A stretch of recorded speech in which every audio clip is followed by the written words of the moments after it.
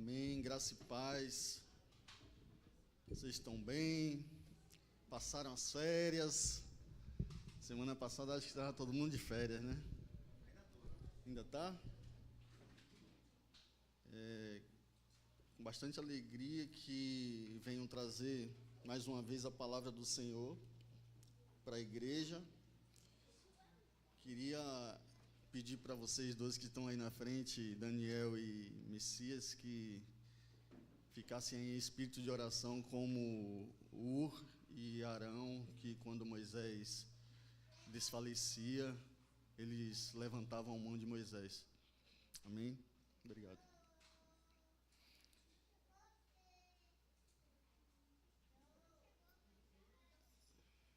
Tem um sermão que Deus tem colocado no meu coração há mais ou menos 2 anos. Eu venho escrevendo e até hoje não consegui terminar.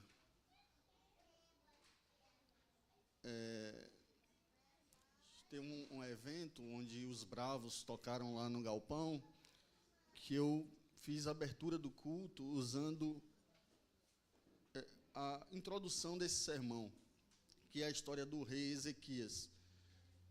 E desde aquela época que eu vinha escrevendo um sermão para tratar sobre a presença de Deus.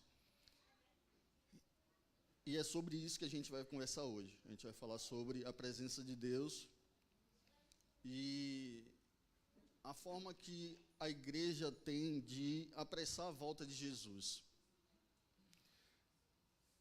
Antes disso, eu queria introduzir falando que a gente depende única e exclusivamente da presença dele, e assim foi o plano dele para toda a nação, todo o planeta Terra.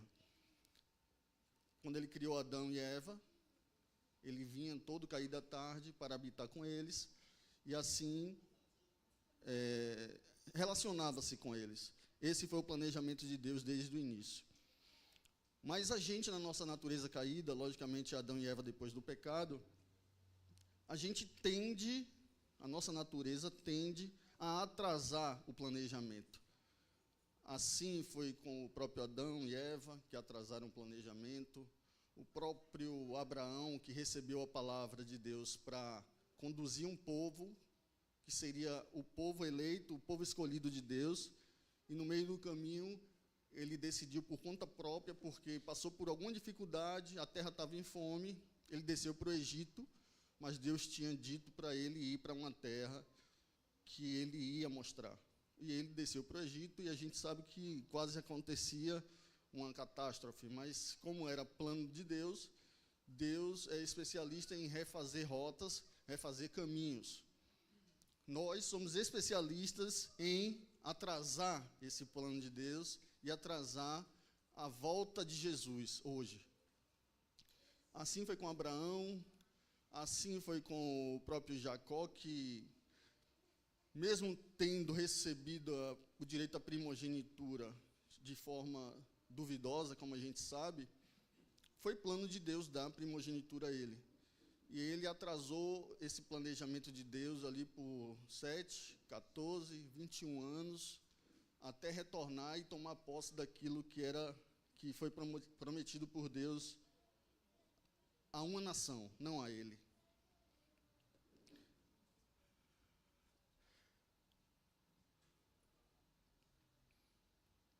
A incredulidade, ela permeia desde então, de Jacó até o povo em cativeiro no Egito. E tem um versículo que eu gosto muito de ler, que está em Êxodo 13, 17 e 18, que mostra como Deus, às vezes, é obrigado a atrasar um planejamento para não perder toda a massa, não perder todo o povo. Se o irmão puder projetar aí, Êxodo. Obrigado, irmão. Quando, por fim, o faraó deixou o povo sair, Deus não os conduziu pela estrada principal, porque corta o território dos filisteus. Embora fosse o caminho mais curto, Deus disse: se eles tiverem que enfrentar uma batalha, pode ser que mudem de ideia e voltem para o Egito. nesse versículo aí, a gente entende que era o planejamento de Deus que o povo chegasse o mais rápido possível na Terra Prometida. Mas ele, por compaixão, para que o povo, a mentalidade do povo não os fizesse retroceder, ele prefere fazer milagres e maravilhas, abrir mar, abrir caminho, abrir rio, para que o povo acessasse, mesmo que de forma um pouco mais tardia. Agora, sim, nós vamos entrar no texto base da história do rei Ezequias, que, para mim, depois de Davi, é um dos reis que demonstra mais a natureza da humanidade, tanto as questões de busca, realmente, da presença de Deus, de entender o planejamento de Deus, quanto as partes das fraquezas que nós também temos. A gente vai ler um pouco o texto. Para começar o início da história, eu gosto muito de usar os escritos do livro de Crônicas, 2 Crônicas 29. Se você puder abrir sua Bíblia, a gente vai ler inicialmente o versículo do 1 ao 11.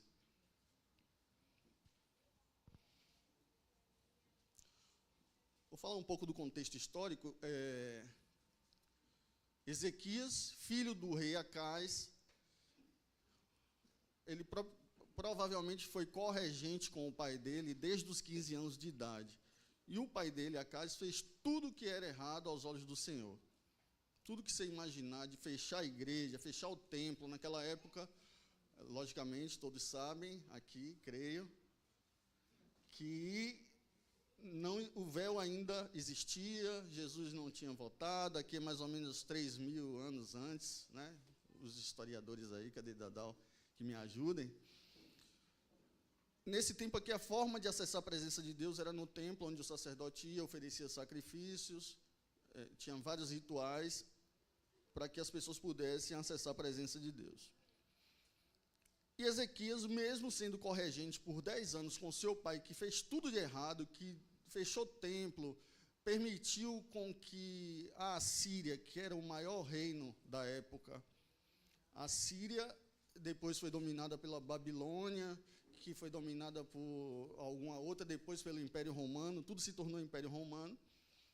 A Síria, naquele momento, era o maior império da terra. Não tinha mais Egito, o Egito estava em frangalhos. E a Síria é onde está hoje o território do Iraque.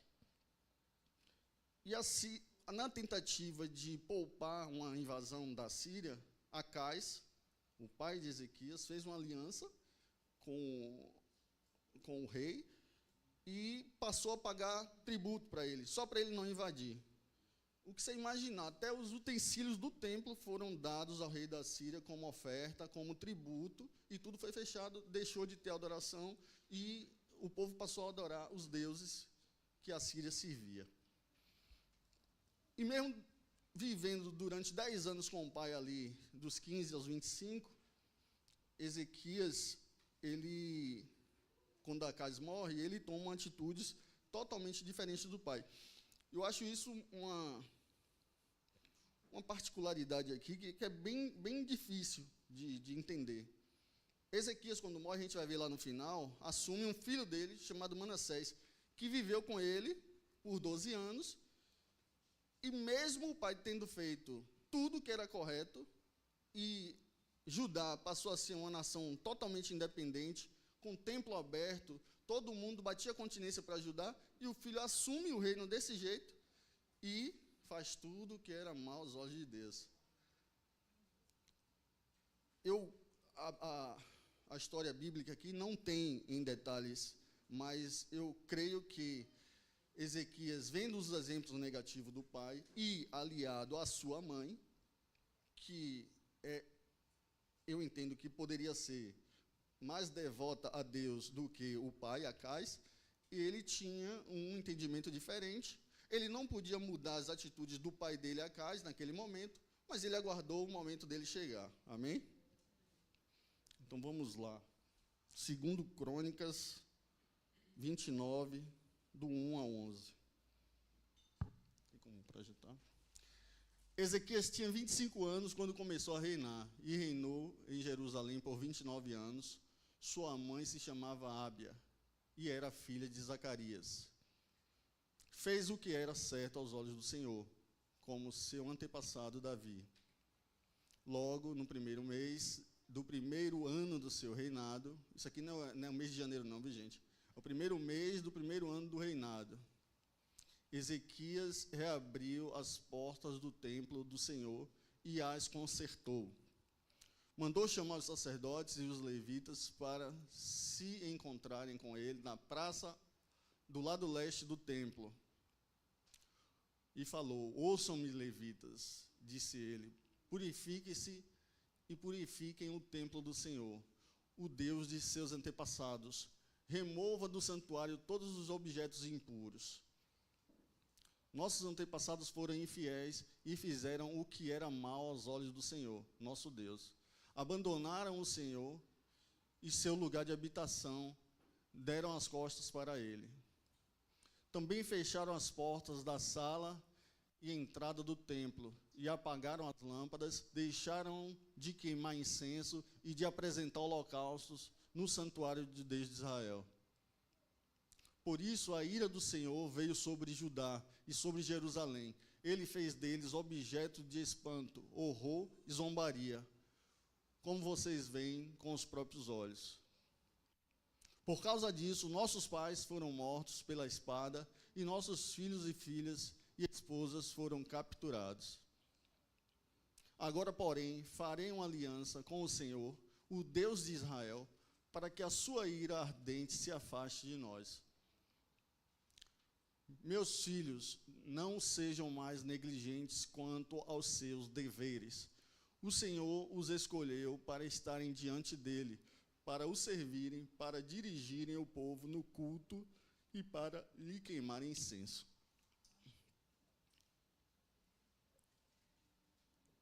Esse último versículo mostra que os sacerdotes e levitas eles estavam totalmente dispersos, quando, na verdade, eles não deveriam estar esperando por um rei novo assumir o trono, para eles estarem preparados, precisarem se purificar primeiro, para depois reabrirem o templo. Eles já deveriam estar em situação de prevenção, e quando o rei novo assumisse, se fizesse o que era bom aos olhos de Deus, beleza, vamos reabrir, já estamos preparados, só é consertar e começar a queimar incenso, começar a fazer os cultos. Então, Ezequias, naquele momento ali, ele deixou de pagar o tributo à Síria, de uma vez ele cortou laços com a Síria, reabriu o templo, e o que eu acho bem diferente nesse reinado é que, assim como praticamente tudo na nossa vida, a gente tenta balizar com recursos financeiros, com dinheiro e com estrutura. Ezequias, aos olhos naturais, deveria fortalecer o exército, fortalecer armamento, fortalecer os muros da cidade, para depois disso cortar a aliança que o pai dele tinha feito com a Síria. Mas alguma coisa, que a gente sabe quem foi, a presença de Deus, fez ele entender que, independente de armamento, independente de estrutura, independente de dinheiro, o que ele precisava, como primeiro ato de governo, era restabelecer o culto a Deus. Porque a cidade não pertencia a ele. Ele era um rei colocado, assim como todos os outros depois de Davi. Aqui o reinado já era dividido, aqui era o reino do sul, Judá, capital Jerusalém, o reino do norte, com Israel, com a capital Samaria. O reino do norte já tinha sido tomado totalmente pela Síria, só para vocês terem uma ideia. Inclusive, as rixas começam a partir daí, de entender qual é o lugar correto, se era Samaria ou se era Jerusalém o lugar correto de cultuar a Deus. Porque os assírios, quando assumem o Reino do Norte, eles trazem toda a sua cultura iníqua, toda a sua cultura pagã, e o povo começa a fazer uma espécie de judaísmo misturado com assirianismo, se existisse essa palavra. E depois dessa mudança de mente trazida pelo novo rei, que a gente pode ler através do versículo 20 e 21, ainda aí no capítulo 29, eu vou pular várias etapas aqui, porque se a gente for ler essa história, inclusive eu queria, se você nunca leu essa história, lê-se totalmente ela depois em sua casa, tá? No 20, logo cedo de manhã, na manhã seguinte, o rei Ezequias reuniu os líderes da cidade e subiu no templo do Senhor. Trouxeram 7 novilhos, 7 carneiros, 7 cordeiros como holocausto e 7 bodes como oferta pelo pecado em favor do reino. Do templo e de Judá, o rei ordenou que os sacerdotes, descendentes de Arão, santificassem os animais do altar do Senhor, no altar do Senhor. Ele volta a fazer o sacrifício que o pai dele tinha abolido. No capítulo 30, por favor, Breno. É Breno, né? Ué. Desculpe.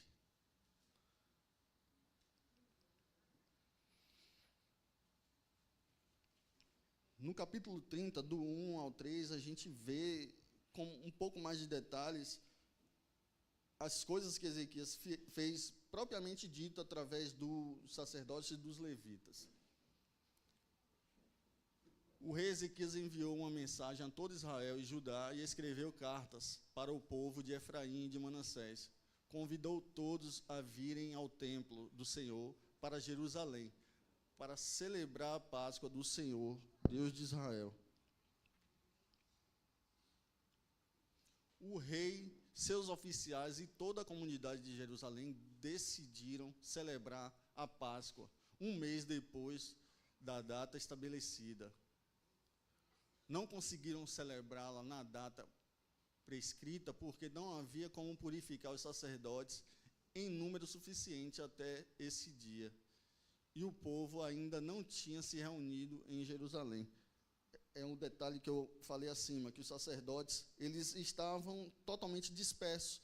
Mesmo Judá sem cultuar, eles deveriam estar em posição de guerra, em posição de voltar e assumir. Essa é uma concepção que a gente tem que trazer para a gente nos dias de hoje. Independente do que esteja acontecendo na nossa vida, a gente tem que estar sempre em posição de batalha, sempre preparado com a presença de Deus, porque momentos surgem, e a gente pode não estar apto naquele momento, porque a gente não se santificou. Eu, essa semana, tive uma experiência, uma conversa com um amigo. Eu viajei a trabalho e dividi o quarto de hotel com um amigo. E ele me perguntou sobre Bruno Leonardo. E aí, o que é que você acha de Bruno Leonardo? E ele estava com a pulseirinha do bispo. Antes de responder, eu orei em silêncio e busquei, porque a maioria de vocês sabe que eu vim da Universal, né? Então a minha tendência era já chegar costurando e metendo pau em Bruno Leonardo também, né? Por tendência natural da minha carne. O Senhor veio tranquilamente na minha voz e falou: se acalme e dê a resposta certa. Aí eu pensei bem e disse: eu não faço 1% do que Bruno está fazendo. Ele tem o jeito dele, ele tem os mecanismos dele, ele tem os porquês dele fazer daquele jeito. A gente que estudou um pouquinho mais a Bíblia, estuda um pouco mais, percebe que as pessoas estão sedentas, a multidão está sedenta, e ele leva uma palavra superficial e atrai o povo que está sedento, principalmente por bênção, Amém? A gente sabe disso. Mas vocês têm algum amigo, algum parente que vocês sabem que segue ele, que vai para as reuniões dele? Vocês têm? Deus me fez lembrar que eu tenho 3 pessoas íntimas e que eu nunca falei de Jesus para essas 3 pessoas. Nunca falei de Jesus para essas 3 pessoas. E as pessoas vão atrás de Bruno Leonardo, atrás das bênçãos, atrás da manifestação de poder. Como eu posso criticar Bruno? Dizer que ele não tem evangelho, que ele não tem palavra, se eu digo que tenho e nunca preguei. Eu nunca mostrei a presença que eu digo que tenho para esses 3 íntimos. E um desses íntimos estava desempregado 5 meses, e foi num domingo para uma reunião dessa aí, na época acho que foi na Fonte Nova, e na segunda a empresa chamou ele de volta para trabalhar. O que é que eu vou falar a ele? Não tenho o que falar. Deus me mostrou que a gente tem que orar por Bruno Leonardo e orar por toda essa multidão que ele está levando lá. Eu fiz um adendo aqui na palavra, só para tocar nesse assunto, porque foi marcante dessa semana. A gente tem que orar por ele, orar pelo povo que está seguindo ele, e de alguma forma acessar esse povo e dar o evangelho que a gente diz que tem, e dar essa presença. Se Bruno está fazendo a parte dele do jeito dele, a gente faz a nossa do nosso jeito. Porque, na teoria, era para isso aqui estar lotado, é a gente que está procurando alugar Fonte Nova, a gente que tem o evangelho, que é a palavra da verdade, já que ele não tem, quem tem mais poder? Na teoria ele não tem, né? Não estou dizendo que ele não tem. Se na teoria ele não tem a palavra e a gente tem o evangelho, a gente tem a presença de Deus e alguns dizem que ele não tem, a gente é que deveria estar aqui agora se mobilizando para encher a Fonte Nova, para levar o evangelho. Porque o povo está sedento de evangelho e não de bênção material. O povo, quando chega, a primeira fase do seguidor é essa, né? Atrás de pães e peixes. E dali é que Jesus vai fazendo a tirada lá dos 12, dos 70, e daquela multidão é que Jesus vai fazendo o trabalho dele. E daquele meio é que ele tira evangelistas, pastores, mestres. Mas a gente poderia também estar fazendo esse primeiro impacto que Jesus fez na época dele.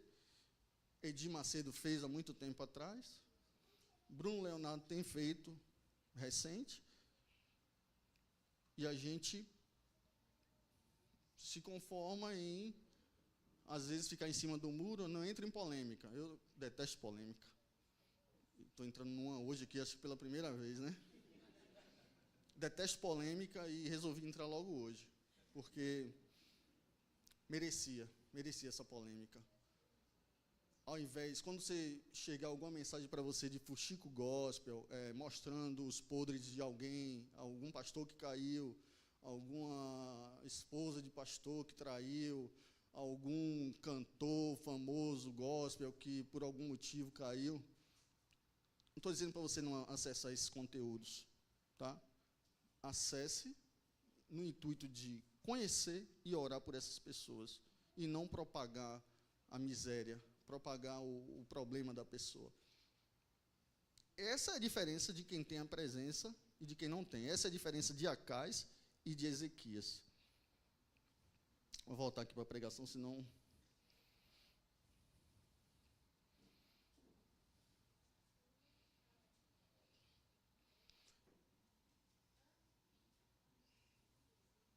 Eu queria que você botasse, por favor, amiga, no capítulo 30, amiga não, Esther.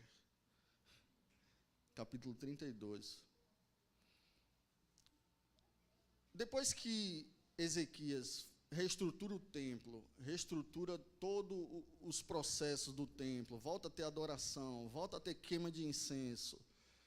Você depois lê do 30, 31, até chegar no 32.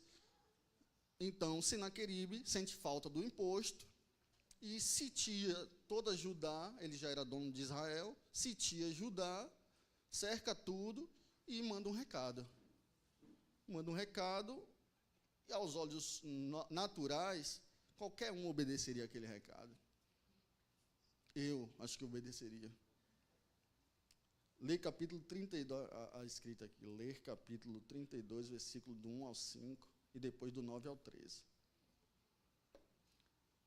Depois de Ezequias ter sido tão fiel em todas essas situações, Senaqueribe, rei da Síria, invadiu Judá, cercou as cidades fortificadas e deu ordem para que o seu exército rompesse os muros. Quando Ezequias percebeu que Senaqueribe também pretendia atacar Jerusalém, consultou seus oficiais e conselheiros militares e eles resolveram fechar a passagem das águas das fontes que havia do lado de fora da cidade. Organizaram uma enorme equipe de trabalho para fechar as fontes de água e o riacho que atravessava os campos, pois disseram: não devemos permitir que os reis da Síria encontrem toda essa água quando chegarem aqui. Então Ezequias se dedicou a reparar todos os trechos onde o muro estava quebrado, construiu torres e fez outro muro do lado de fora do primeiro. Também reforçou o aterro da cidade de Davi e fabricou grande quantidade de armas e escudo. Você vê que só depois que ele estruturou toda a questão espiritual de Judá, é que ele, na primeira possibilidade de ataque de um reino de fora, é que ele foi começar a fazer as estruturas. Isso, com certeza, era certeza de que a presença de Deus estava com ele e de que era exatamente aquela base que ele precisava. Do 9 ao 13, fala um pouco da afronta.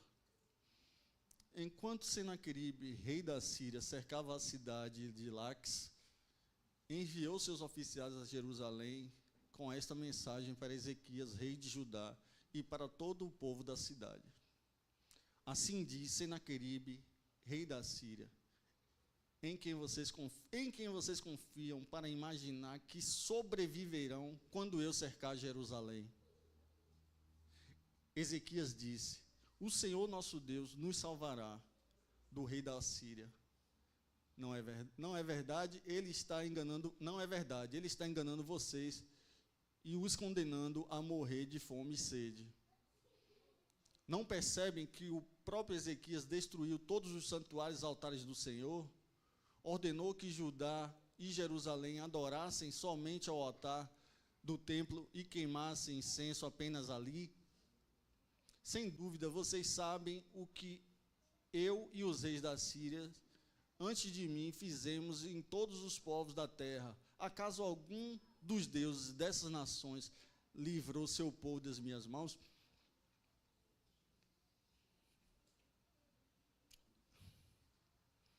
Recebeu um oficial assírio. Com essa afronta, quem assistiu 300? É cavar o buraco, irmão, e jogar o cara lá dentro, né, não? Se você tiver presença de Deus suficiente para isso. Se não, é baixar a cabeça e deixar tomar, devolver de novo, fechar o templo, devolver tudo de novo à Síria e voltar a pagar tributo.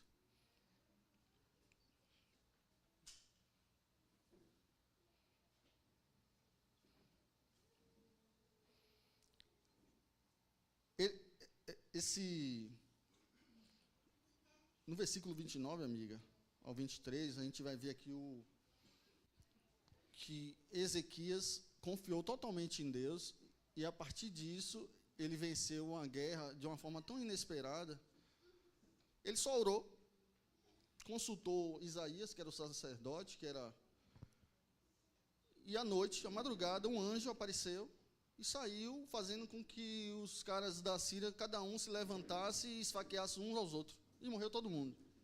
É um negócio absurdo, depois você pode ler com mais detalhe em casa.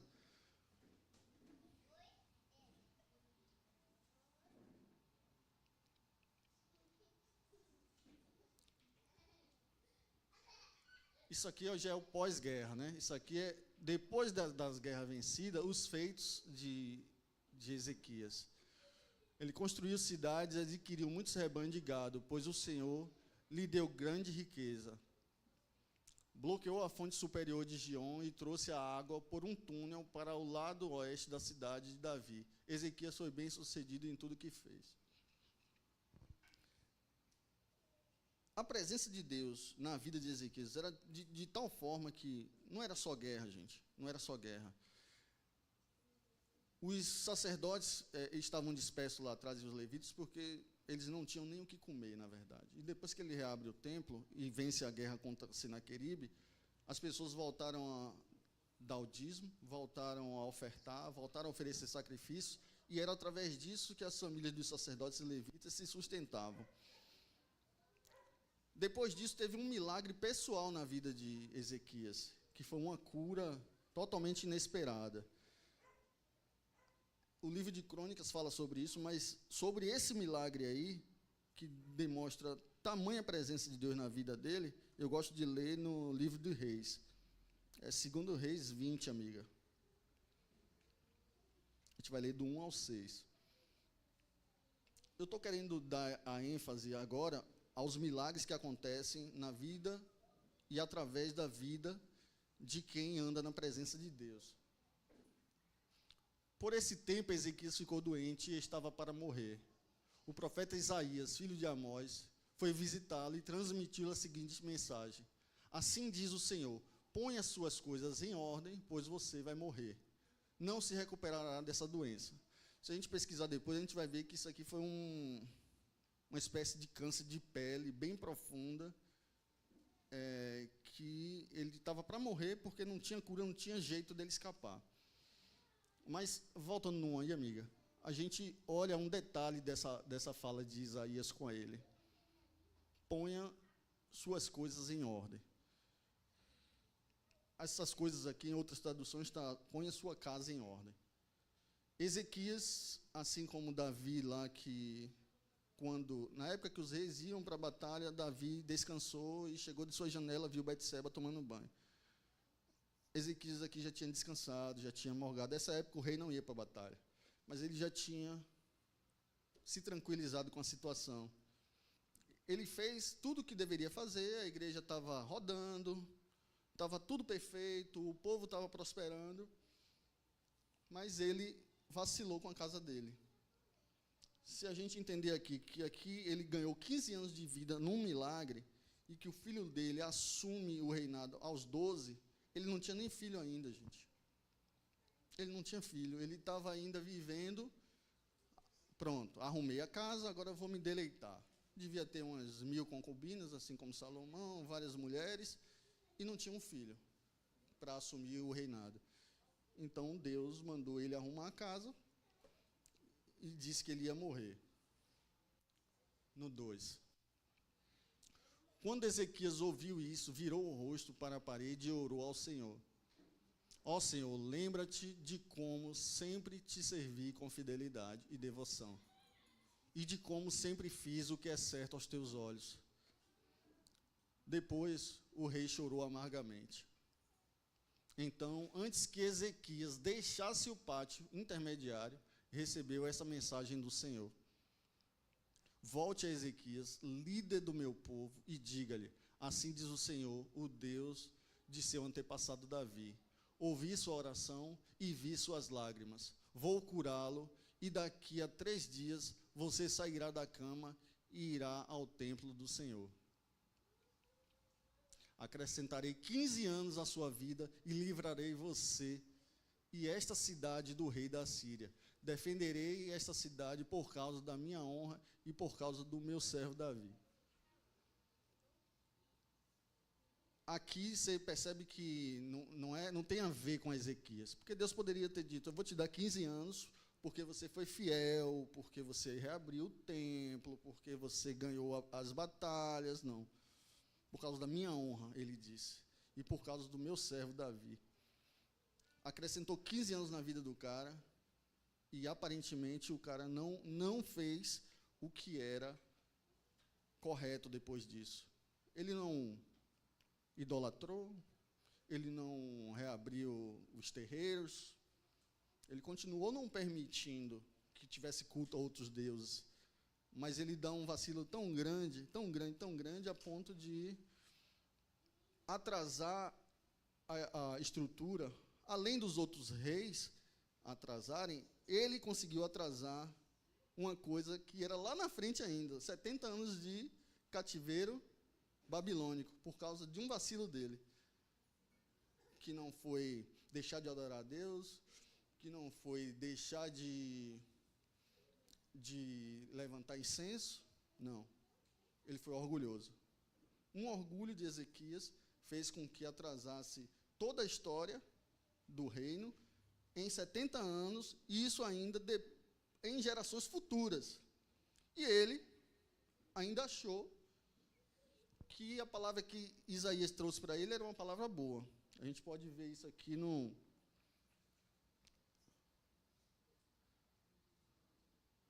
capítulo 2 de Reis ainda, viu, amiga? 2:20. A gente vai ler do 12 ao 19.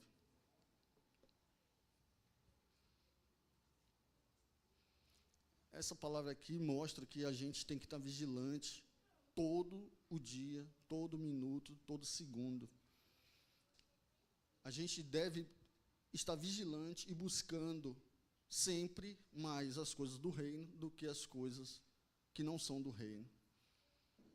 Vou falar outra coisa pessoal minha, mas que se você, principalmente os homens aqui, porque vai tocar no assunto dos homens, se você entender, se você for como eu estava, eu percebi que a gente tem um grupo aqui do WhatsApp do futebol da igreja, os irmãos, né? A gente tinha um grupo da igreja, dos homens, e a gente estava falando muito de futebol nesse grupo. A gente está falando 90% em futebol nesse grupo. Então, a gente resolveu criar um grupo, a mentalidade. Vamos criar um grupo de futebol, e esse grupo aqui é santo, não pode estar falando de futebol. A gente cria um de futebol e a gente conversa aqui. Beleza? Na teoria, era para a gente continuar falando 100% aqui, no grupo da igreja, e 10%, 20%, porque ninguém é de ferro, a gente gosta de futebol, tudo bem. E sabe o que aconteceram? O grupo do futebol da gente é o grupo que e os homens da igreja mais conversam. Pelo menos eu entendo, porque a gente é tudo igual, cara. A gente é tudo igual. O grupo de futebol da gente bomba de um jeito, meu amigo. A gente está de férias aí de futebol, acho que o Campeonato Baiano voltou ontem, né? Vitória empatou no Barradão com o Barcelona. E a gente conversa mais de futebol do que das coisas de Deus, cara.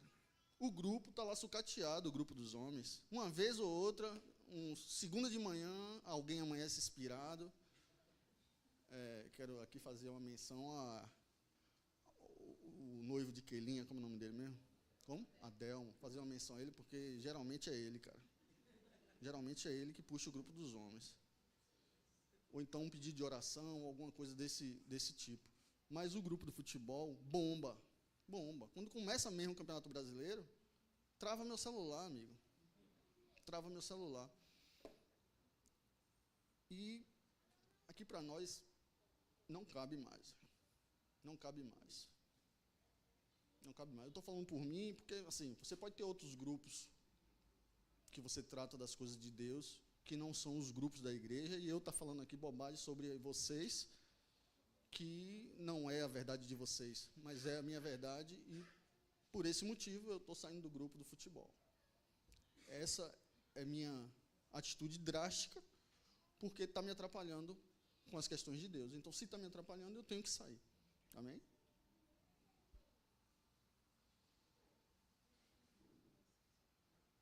Segundo Reis, é o 20, viu, amiga?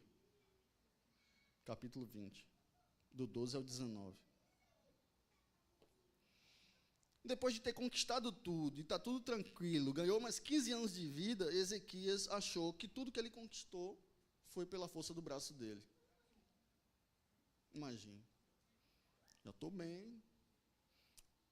Todos os reinos da terra se submetem. A Síria praticamente não existe mais. Babilônia já estava começando a crescer as asinhas. Não era o maior ainda, mas estava começando a crescer as asinhas.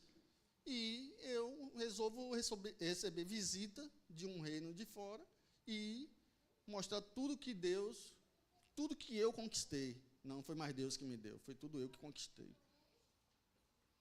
Pouco tempo depois, Merodach Baladã, filho de Baladã, rei da Babilônia, enviou cartas e um presente para Ezequias, pois soube que o rei tinha estado muito doente. Ezequias recebeu os mensageiros babilônicos e lhe mostrou tudo o que havia na casa do tesouro: a prata, o ouro, as especiarias, os óleos aromáticos.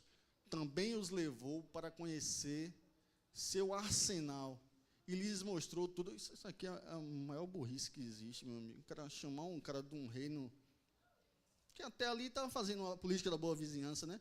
Vou mostrar a você meu arsenal de guerra, minhas armas. Aqui não precisa nem... Aqui para nós, não precisa ter presença de Deus para saber que não pode fazer isso, cara. E o cara que se diz ter a presença de Deus age pior do que um que não tem. Também os levou para conhecer o arsenal e lhe mostrou tudo que havia nos tesouros do rei. Não houve nada em seu palácio, nem em seu reino, que Ezequias não tivesse mostrado. Eu não entendo esse orgulho, um orgulho bobo, né? Um orgulho idiota, imbecil. Olha o meu iPhone novo. Olha a minha conta bancária. Vou printar lá no Instagram para a galera ver que eu estou ganhando dinheiro. Então o profeta Isaías foi ver o rei Ezequias e lhe perguntou: o que esses homens queriam? De onde vieram? Ezequias respondeu: vieram da Babilônia, uma terra distante. O que viram em seu palácio? Perguntou Isaías. Viram tudo, Ezequias respondeu. Eu lhes mostrei tudo que possuo, todos os meus tesouros. Então Isaías disse a Ezequias: ouça essa mensagem do Senhor. Está chegando o dia em que tudo em seu palácio, todos os tesouros que seus antepassados acumularam até agora, será levado para a Babilônia. Então ficará coisa alguma, diz o Senhor. Não ficará coisa alguma, diz o Senhor. Até mesmo alguns de seus descendentes serão levados para o exílio. Eles se tornarão eunucos e servirão no palácio do rei da Babilônia. Esse daqui é que dá mais... É por isso que eu gosto muito de Ezequias, porque ele mostra o lado de um cara consciente, que sabia que ele precisava da presença de Deus, mas também mostra o outro lado da nossa fraqueza humana. Mas isso daqui é muita, muita fraqueza. É muita. Ezequias disse a Isaías: a mensagem do Senhor que você transmitiu é boa, pois o rei pensava, pelo menos haverá paz e segurança durante a minha vida. Orgulhoso, prepotente, egoísta. Quem mais pode falar de Ezequias? Burro. Não pensou nem na família. Ele achava que o reino de Deus era o reino de Deus na geração de Ezequias.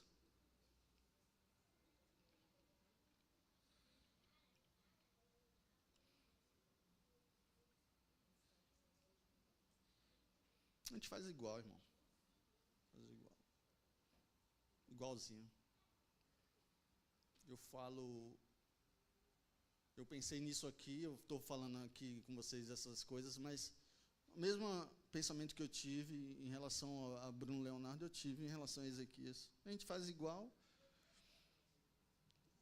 E, logicamente, a gente não pode mais orar por Ezequias para ele tomar as atitudes certas.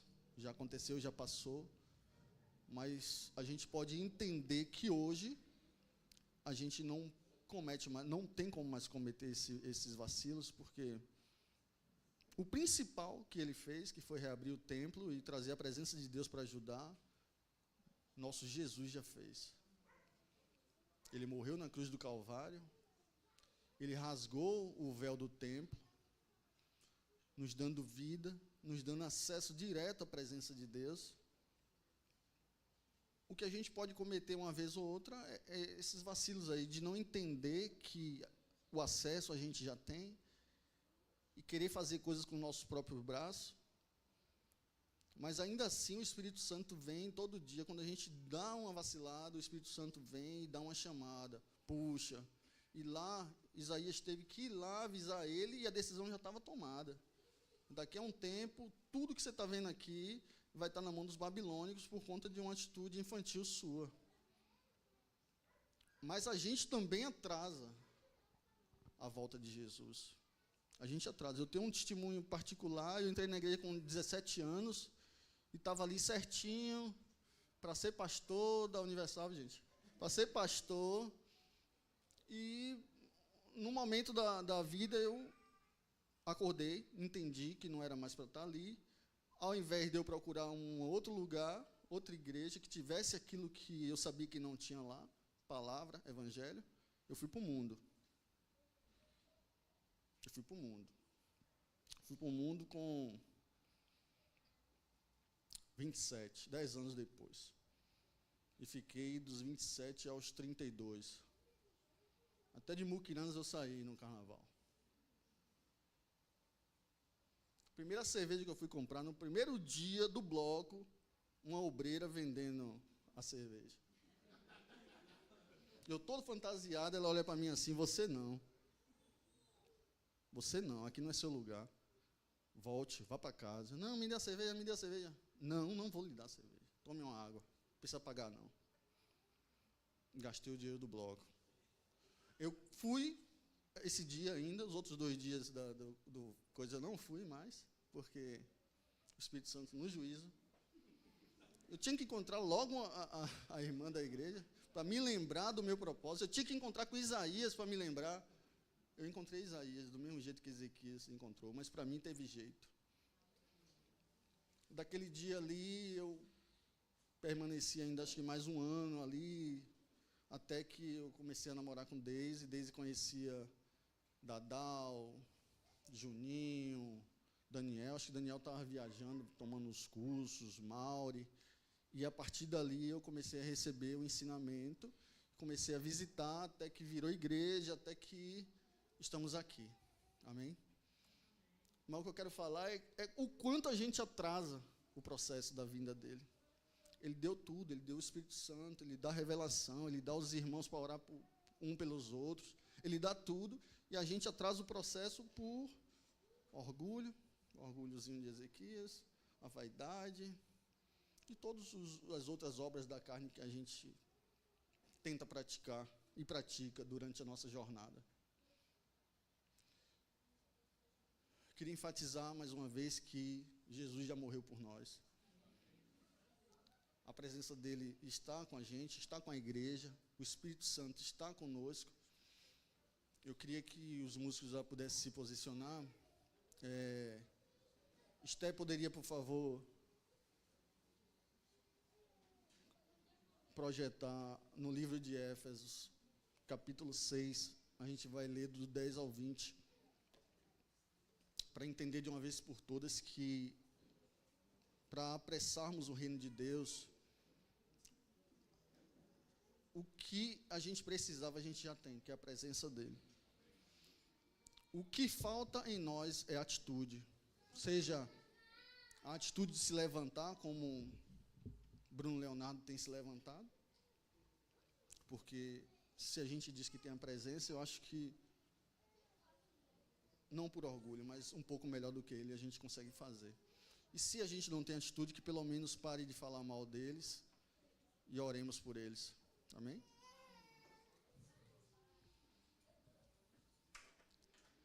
Uma palavra final que Paulo deu aos Éfesos. Seja fortes no Senhor e em seu grande poder. Vistam toda a armadura de Deus para que possam permanecer firmes contra as estratégias do diabo. Pois nós não lutamos contra inimigos de carne e de sangue, mas contra governantes e autoridades do mundo invisível, contra os grandes poderes nesse mundo de trevas e contra espíritos malignos nas esferas celestiais. Portanto, vistam de toda a armadura de Deus para que possam resistir ao inimigo no tempo do mal. Então, depois da batalha, vocês continuarão de pé e firmes. Assim, mantenham sua posição, colocando o cinto da verdade e a couraça da justiça. Como calçados, usem a paz das boas novas, para que estejam inteiramente preparados. Em todas essas situações, levantem o escudo da fé para deter as flechas de fogo do maligno. Usem a salvação como capacete e empunhem a espada do Espírito, que é a palavra de Deus. Orem no Espírito em todos os momentos e ocasiões. Permaneçam atentos e sejam persistentes em suas orações por todo o povo santo. E orem também por mim. Peçam a Deus que conceda as palavras certas para que eu possa explicar corajosamente o segredo revelado pelas boas novas. Agora estou preso em correntes, mas continuo a anunciar esta mensagem como embaixador de Deus. Portanto, orem para que eu siga falando corajosamente em nome dele, como é meu dever. Eu queria que você ficasse de pé.